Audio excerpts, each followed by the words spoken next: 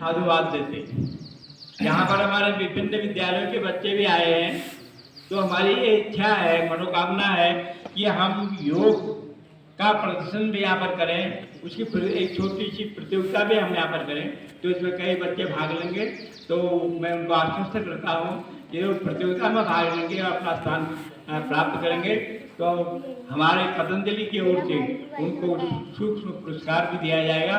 और इसी बीच में हमारे दिव्य ज्योति पब्लिक स्कूल गैरगुल के बच्चे भी आए हैं। आप भी अपना योग का प्रदर्शन यहाँ पर करेंगे और आप इसके लिए तैयार रहें।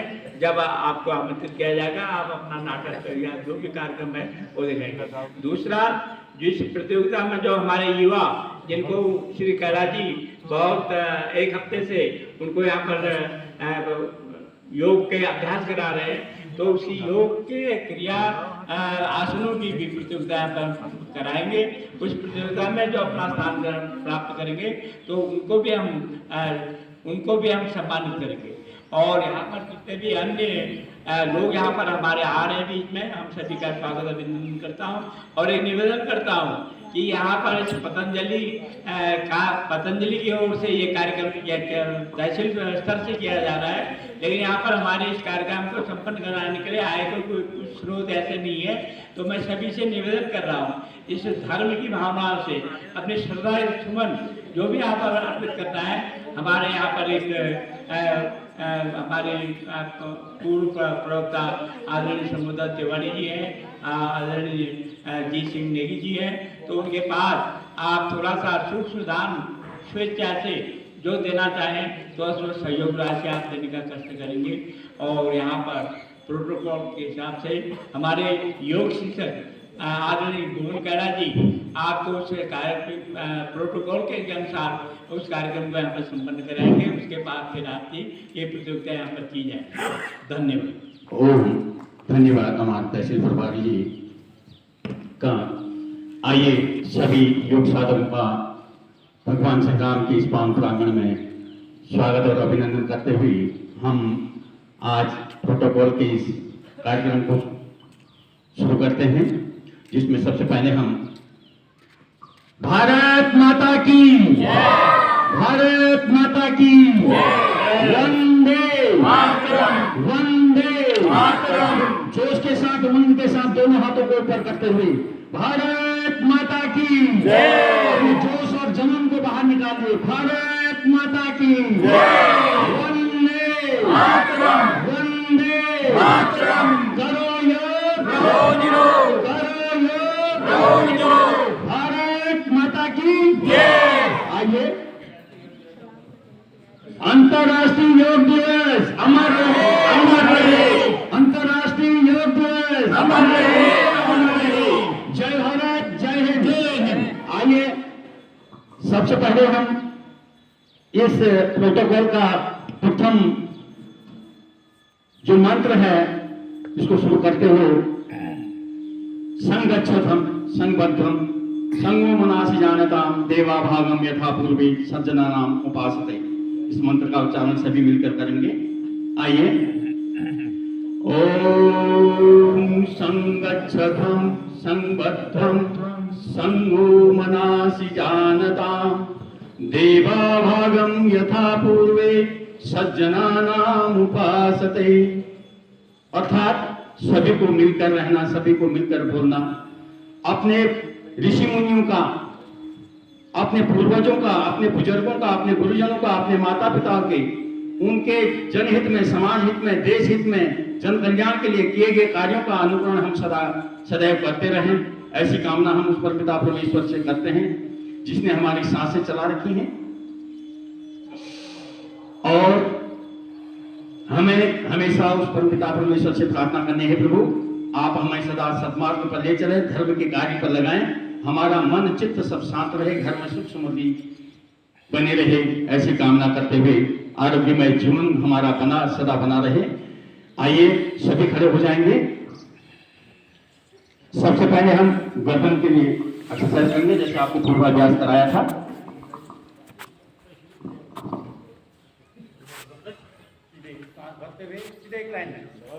एक लाइन में सब एक लाइन, एक दूसरे के पीछे की गर्दन देखिए और दूर दूर डिस्टेंस से बनाइए। एक में जगह नहीं होती है तो दूसरी लाइन पर आ जाएंगे, जगह खाली है, इधर आ जाइए। वो इधर दिव्य ज्योति के जो बच्चे हैं वो इसमें लाइन में भी आ जाए, जहाँ पर जगह खाली है उधर आ जाए और जरा पीछे हो जाए बेटा। हाथ ऐसे लंबा हाथ करके डिस्टेंस बना के, बहुत अच्छा लगेगा। शाबाश, बहुत सुंदर। चलिए आंखें बंद करके आज्ञा चक्र में ध्यान को, हर क्रिया को श्वास के साथ करना है, जैसे कि आपको पहले बताया। आंखें बंद करते हुए श्वास होते हुए पीछे,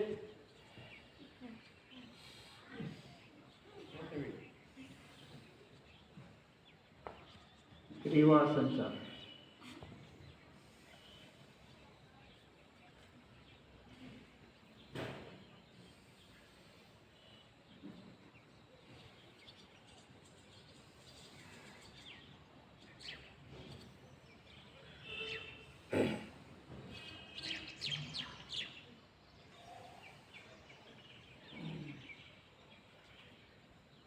अगला अगला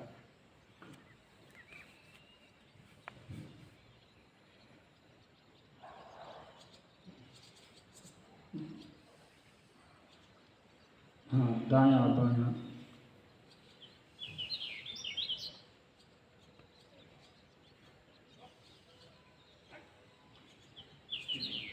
अब घुमाएंगे हम दाएं से बाएं। हाँ, गर्दन को क्लॉकवाइज एंटी क्लॉकवाइज धीरे धीरे घुमाएंगे, आँख बंद करते हुए। फिर एंटी क्लॉकवाइज भी घुमाएंगे इसको।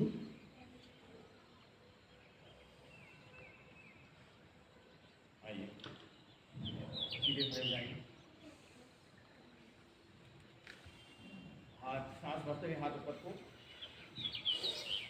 स्कंद संचालन, अगला अभ्यास अभी किया जा रहा है स्कंद संचालन का।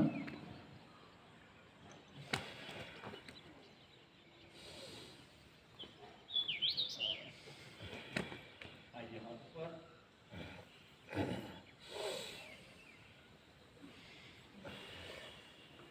कोहनी मोड़कर क्लॉकवाइज एंटी क्लॉकवाइज इसको भी घुमाएंगे।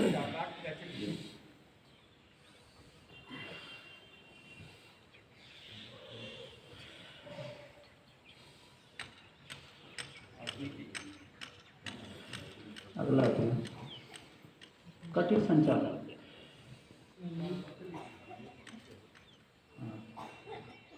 दोनों हाथों को हम दाएं और बाएं ओर हमारे योग शिक्षक महोदय के देखते हुए लोग करेंगे।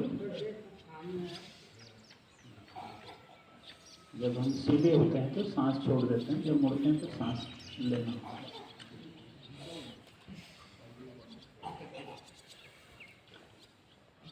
अगला अभ्यास घुटना संचालन। घुटने से संबंधित व्याधियों को दूर करने के लिए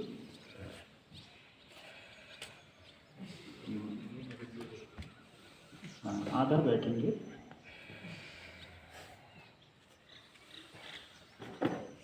अपनी सामर्थ्य के अनुसार। अगला अभ्यास ताड़ासन का होगा। सांस भरते हुए अंगुलियां फंसाते हुए ऊपर को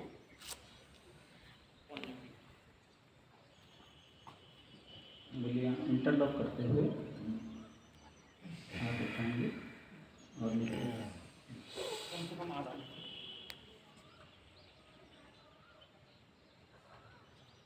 20 से 30 सेकंड।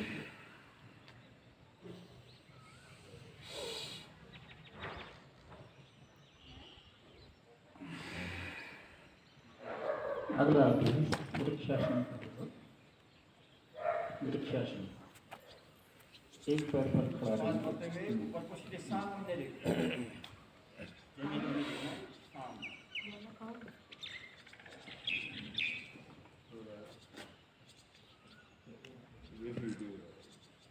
जिस पाँव पर खड़े हैं हल्का सा झुकाव रखेंगे।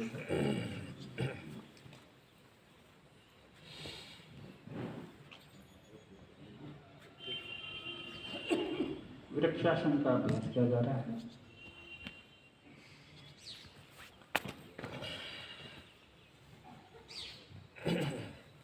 दो कम से कम।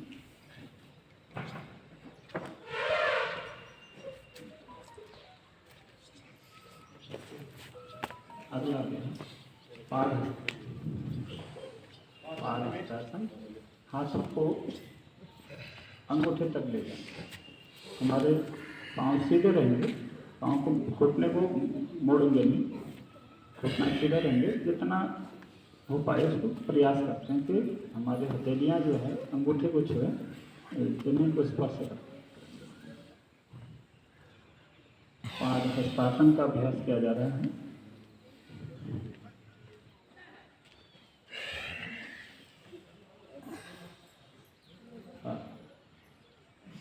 सांस छोड़ते हुए, जब झुकेंगे तो सांस छोड़ेंगे और यूँ हम धीरे धीरे उठेंगे तो सांस भी लेते रहेंगे। समस्त क्रियाएं जो हैं श्वास के साथ चलती। इसके पश्चात है अर्धचक्रासन।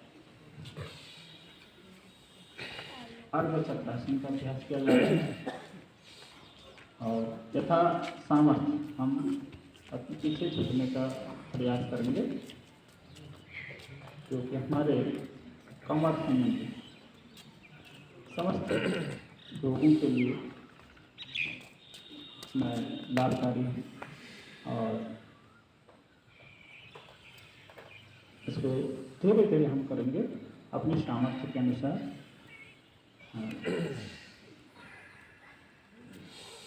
अगला जैसे त्रिकोणासन। त्रिकोणासन हमारे हम पाँव फैलाकर हम बाएं हाथ से दाएं पैर के अंगूठे को और दाएं हाथ से बाएं पैर को अंगूठे को छूने का प्रयास करेंगे। जो हाथ हमारा ऊपर होगा उधर कोई हमारी नजर जाएगी। इसे त्रिकोणासन,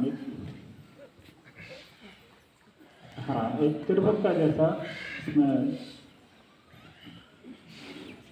चित्र बनता है मानसिक रूप से, तो इसको त्रिकोणासन कहा गया है। ये भी हमारे समस्त उदर विकारों में लाभकारी है।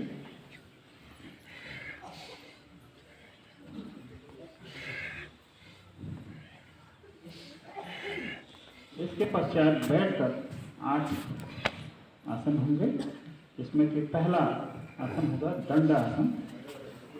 तो इसमें हम पाँव सीधे खोलेंगे और हम सामान्य रूप से बैठेंगे। मेरे योग शिक्षक महोदय को देखते हुए आप लोग इसका अनुकरण करेंगे। दंड आसन का अभ्यास किया जा रहा है। हाँ, ये श्वास की क्रिया भी इसमें है।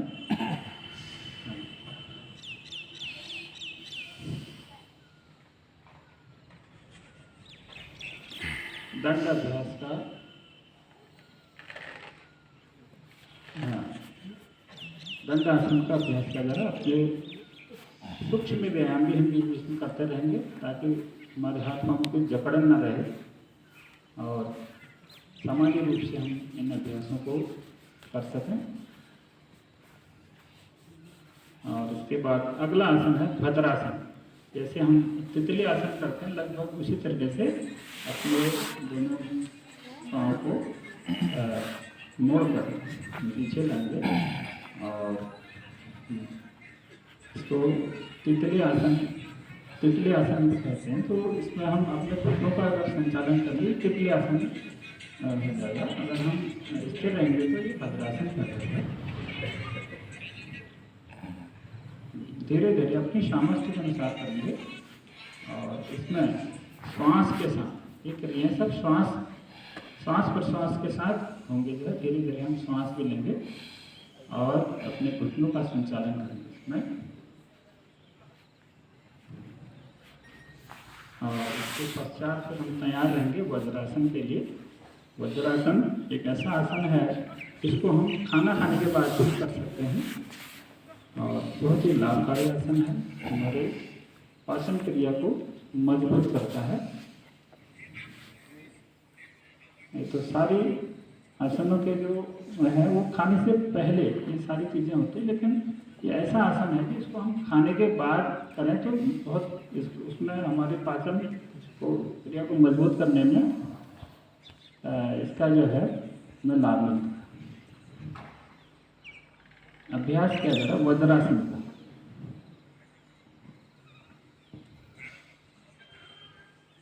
और इसके बाद होगा अगला आसन उष्ट्रासन, अर्ध उष्ट्रासन। हाँ, अपने घुटनों के बल से खड़े होकर हाथ पीछे और धीरे धीरे हम झुकने का प्रयास करेंगे यथा सामर्थ्य। इसमें कहीं पर भी हमने जोर जबरदस्ती नहीं करनी है, तो खिंचाव आ जाएगा, क्योंकि ये सांकेतिक रूप से है, इसको हम नियमित रूप से अपने घर में करेंगे। तो अर्ध उष्ट्रासन का अभ्यास किया जा रहा है। और इसी के बाद इसी का अगला आसन होगा उष्ट्रासन। इसके बाद हम उष्ट्रासन के लिए तैयार रहेंगे। जिन साधकों से हो पाएगा तो करें, बाकी इसको जो है हल्का सा प्रयास करेंगे, थोड़ा इसमें झुकाव ज़्यादा आएगा कमर में।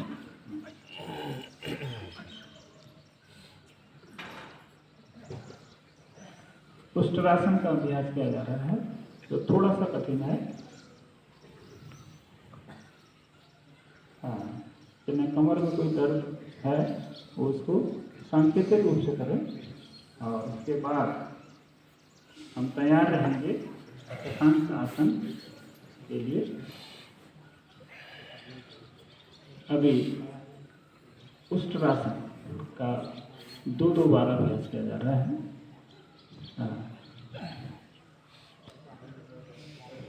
अब अगला अभ्यास हमारा है शशांक आसन।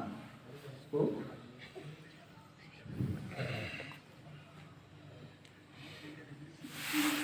जैसे खरगोश होता है, हाँ, इसको हम सांस छोड़ते हुए माथे को जमीन पे लगाएंगे। वज्रासन में ही हम रहेंगे और हमारा माथा जमीन से और हमारी हथेलियाँ भी जमीन सीधे समांतर रहते हुए जमीन से मिली होंगी। और जब हम उठेंगे तो धीरे धीरे सांस छोड़ते हुए झुकना है, सांस लेते हुए उठना है।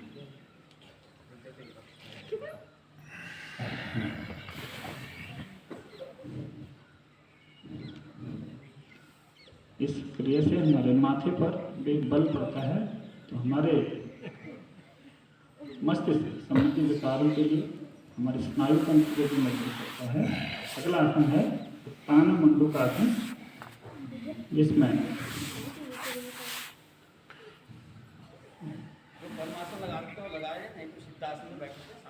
हाँ, जिस आसन पर आपको अच्छा लगे, तो बाएं हाथ को दाएं कंधे पर और दाएं हथेली को बाएं कंधे पर पीछे की ओर से झुकेंगे और सांस लेते हुए हम ऊपर की ओर देखने का अभ्यास करेंगे। हाँ, और सांस छोड़ते हुए फिर सीधे रहेंगे।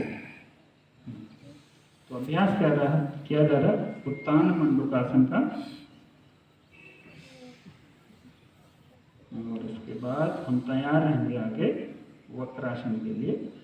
तो ये बैठ कर किए जाने वाला आसन अभी हम कर रहे हैं। तो उत्तान मंडूकासन का अभ्यास किया जा रहा है, जो हमारे स्पॉन्डिलाइटिस और गर्दन संबंधी अनेक विकारों में लाभकारी है। तो अभ्यास किया जाएगा वक्रासन का। अपने पाँव को एक बार सीधा करेंगे, दायां घुटना मोड़कर बाएं हाथ से हमारे योग शिक्षक को देखते हुए, उनका अनुकरण करते हुए आप इसका अभ्यास करेंगे। और जितना आपसे हो पाए जोर जबरदस्ती नहीं करना है, और धीरे धीरे इस क्रिया को करेंगे तो उसके भी लाभ मिलेंगे। फिर इस तरह से दूसरे पाँव को मोड़ते हुए हम बारी बारी से इसका अभ्यास करेंगे। एक बार दाएं घुटना मोड़कर और दूसरे बाएं घुटने। तो उसके बाद अब लेट कर किए जाने वाले आसनों के लिए हम तैयार रहेंगे। पहला आसन जिसमें कि मकर आसन का होगा। लेट कर भी हम 8 आसन होंगे हमारे। तो अगला आसन है मकर आसन। इसमें हम पेट के बल लेटेंगे और हाँ, पाँव थोड़ा सा खुले हुए पाँव को खोलेंगे और हम ऐसे कोहनी मोड़कर अपने विश्राम की मुद्रा में अपने माथे को अपने उल्टी हथेलियों पर टिकाते हुए आराम से हम इसमें रहेंगे। श्वास छोड़ेंगे इसमें। तो अभ्यास किया जा रहा है मकरासन का। रिलैक्स होंगे, बॉडी को बिल्कुल ढीली छोड़ देंगे और इसके पश्चात हम तैयार रहेंगे अगला आसन भुजंगासन के लिए। तो अभी अभ्यास किया जा रहा है मकरासन का। बिल्कुल रिलैक्स होके अपनी बॉडी को जो है हम बिल्कुल कोई चीज़ न सोचें, श्वास के साथ है। तो अब अगला आसन किया जा रहा है भुजंगासन। अपने हथेली को जमीन पर अगल बगल टिकाते हुए धीरे धीरे गर्दन को उठाने का प्रयास करेंगे। पाँव को नहीं उठाएंगे, धीरे धीरे श्वास लेते हुए हम गर्दन उठाएंगे और श्वास छोड़ते हुए हम झुकेंगे। हाँ, बच्चे भी हाँ अनुकरण करें।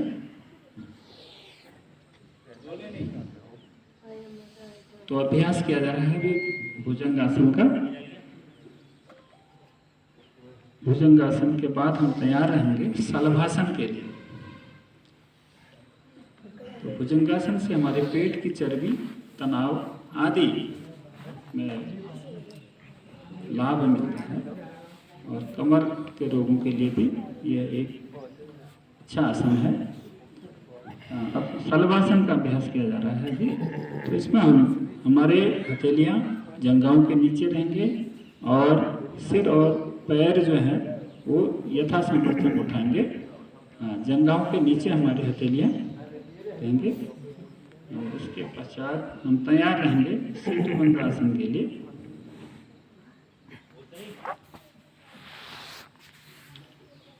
हाँ, अभी अभ्यास किया जा रहा है शलभासन का।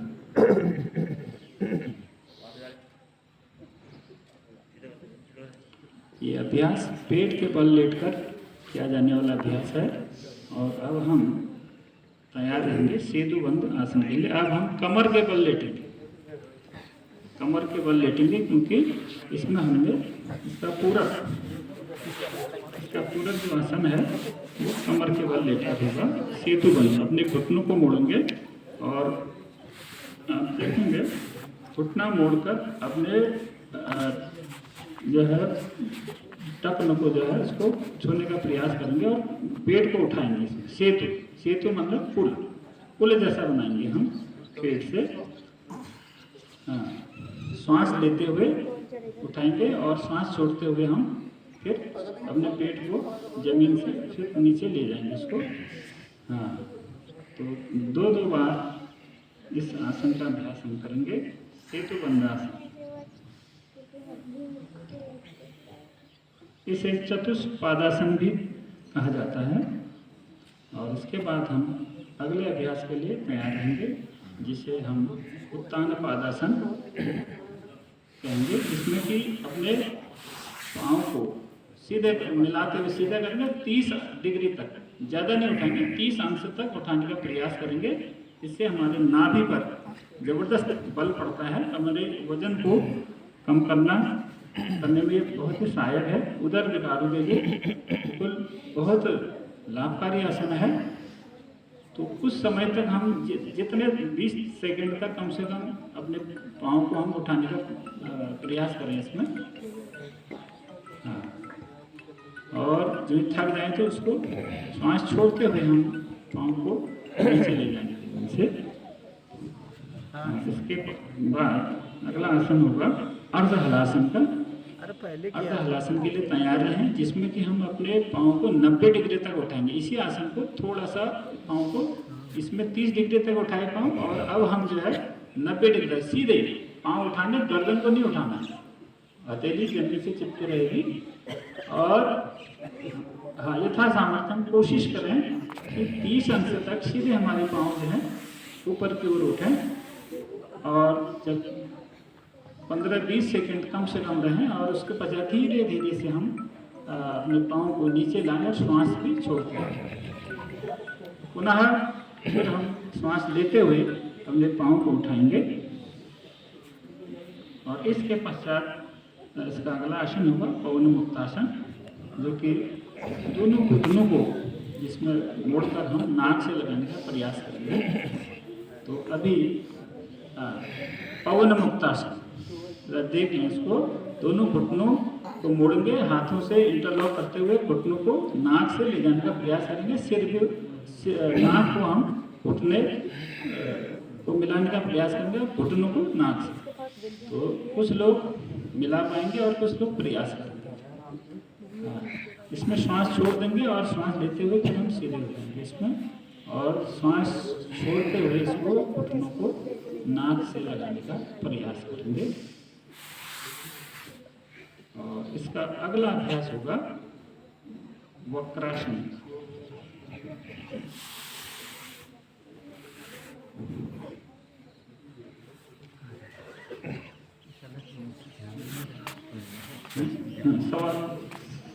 शवासन का, इसके अगला अभ्यास होगा शवासन का, जिसमें हम बिल्कुल सामान्य रूप से लेट जाएंगे और अपने हथेली को जमीन से टिकाएंगे और अपने पंजों को थोड़ा सा दूरी पर अपने पाँव को रखेंगे, और अपने श्वासों पर हम ध्यान केंद्रित करेंगे। शरीर को ढीला छोड़ देंगे, अपने मन में किसी भी प्रकार का विचार ना आने दें, और बिल्कुल शांत शिथिल अपने शरीर को करें, और केवल हमारा ध्यान हमारे श्वासों पर रहे। हमारी प्राण शक्ति हमारे अंदर जा रही है, हमारे नस नाड़ियों में, हमारे शरीर के समस्त कोशिकाओं में प्राण ऊर्जा पहुंच रही है, और हमारे समस्त नकारात्मक ऊर्जा को बाहर खींचते हुए वो सांस जो है बाहर जा रही है, और पॉजिटिव एनर्जी हमारे अंदर आ रही है।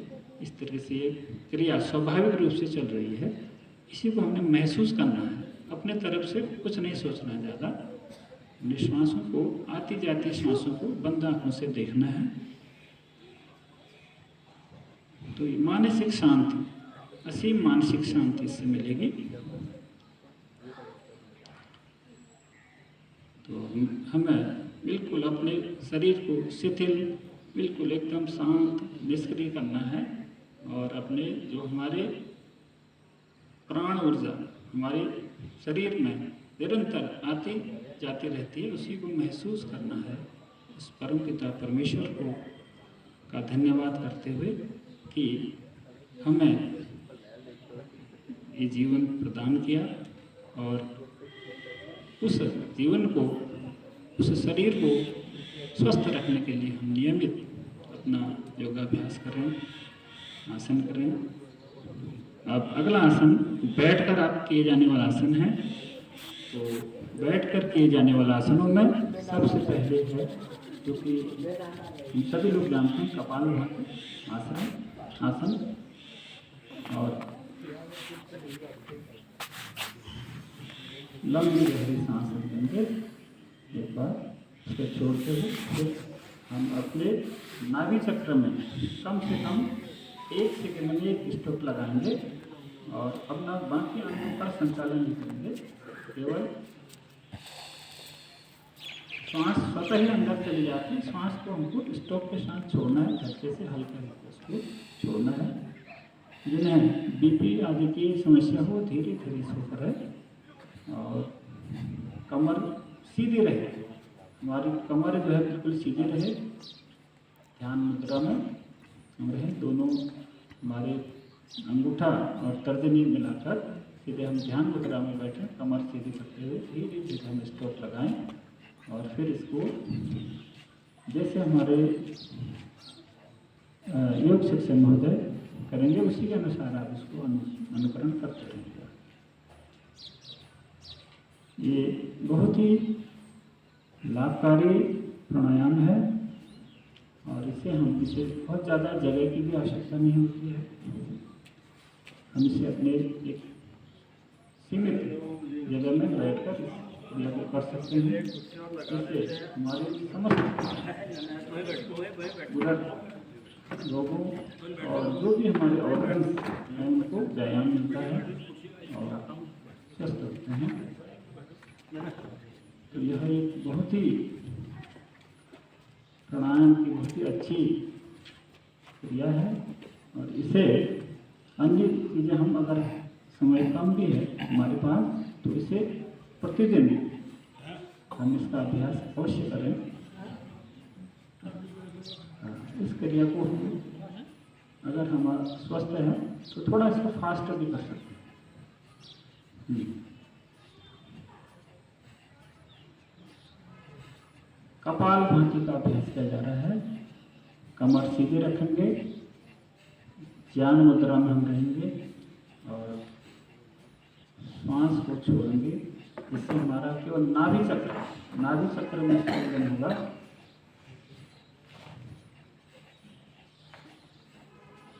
इसको हम एक रिदम के साथ इसको हम करेंगे कि हम एक बार में कितने स्ट्रोक लगा सकते हैं, इसको बढ़ाने का प्रयास करें।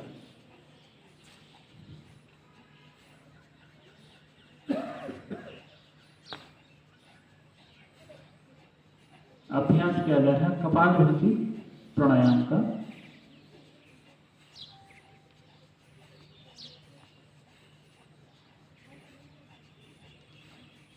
जो नए अभ्यासी हैं वो इसको धीरे धीरे करें और जो पहले से करते हैं वो इसको फास्ट भी कर सकते हैं।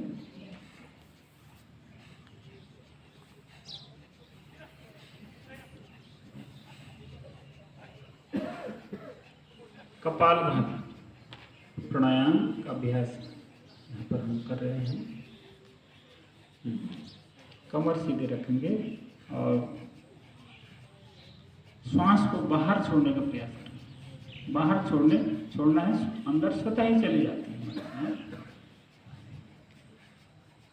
इसका हमारे मन मस्तिष्क पर, तन पर बहुत ही गहरा प्रभाव पड़ता है।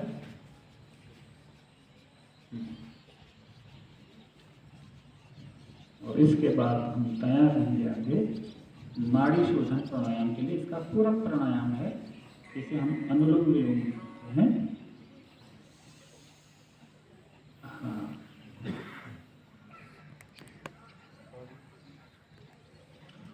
दाएं हाथ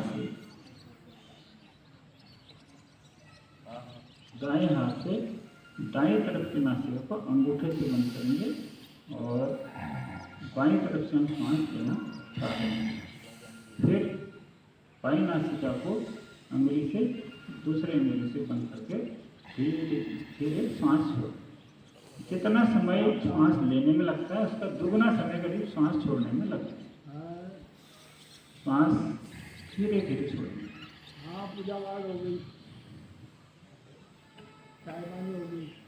नाड़ी शोधन प्राणायाम का अभ्यास किया जा रहा है, जो कि कपालभाति प्राणायाम का एक पूरक प्राणायाम है।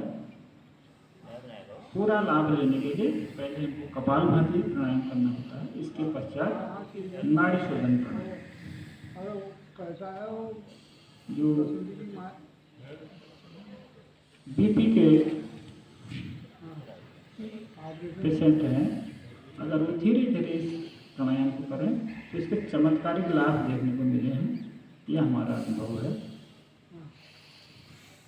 इसे भी हम एक सीमित जगह पर और कभी भी इसको हम कर सकते हैं।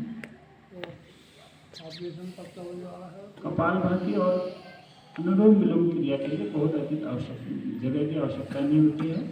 सीमित जगह में अपने घर पर इसको हम नियमित रूप से कर सकते हैं और बहुत कम समय है हमारे पास, उसमें भी हम इसको कम से कम 5-10 मिनट इसके लिए निकाल सकते हैं। तो अभ्यास किया जा रहा है नाड़ी शोधन प्राणायाम का। हम इन दोनों क्रियाओं को दो बार करेंगे।